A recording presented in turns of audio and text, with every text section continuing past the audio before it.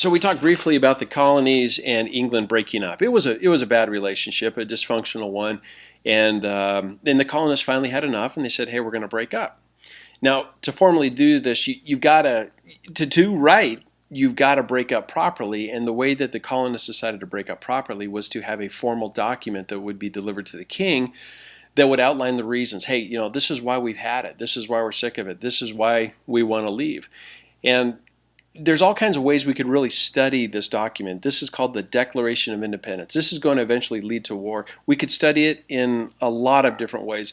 One of the ways that we could look at it, we could say, hey, let's look at the events that led up to the writing of it, and that's not a bad way to look at it. In fact, some of these events could include, well, the colonists, they were sick of being told what to do. They were tired of paying taxes and not having any say in the way that they were governed. They were tired of being treated like a big piggy bank for England. They were tired of being viewed as a backwards people, and also some colonists were forced to house British soldiers and to pay for their upkeep, and they were understandably, they were tired of that as well too. Now, we could view the Declaration of Independence that way, but I've got to say that's really kind of a boring way to do it. It's just one event leading to another, to another, to another, eventually leads to this, ultimately this declaration of war, this Declaration of Independence. I think what would be more interesting is to focus on some big ideas that are found in it, because it really is an absolutely beautifully written document. And some of the ideas that come out here so strongly are these ideas of freedom and liberty and democracy and, of course, individual rights. This is probably the most famous phrase from the Declaration. Thomas Jefferson wrote this.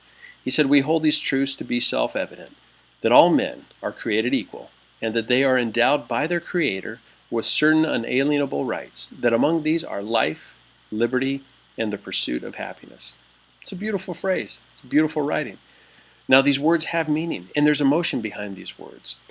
Too often, I think those words like liberty and freedom, they're used in a very squishy way. And I think it's important to, at least for us in our class discussion, to really drill down and to say, hey, what does freedom mean? And don't give me examples of freedom, but really, what is a good working definition of freedom? And what does liberty mean?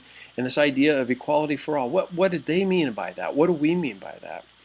The idea of individual rights. These are big questions. In your next assignment, I'm going to have you come up with good working definitions, not just examples, but good working definitions of what does freedom mean?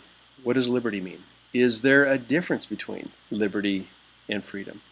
Who should be given this liberty and or freedom? Who should be given the right to participate in democracy or the right to vote?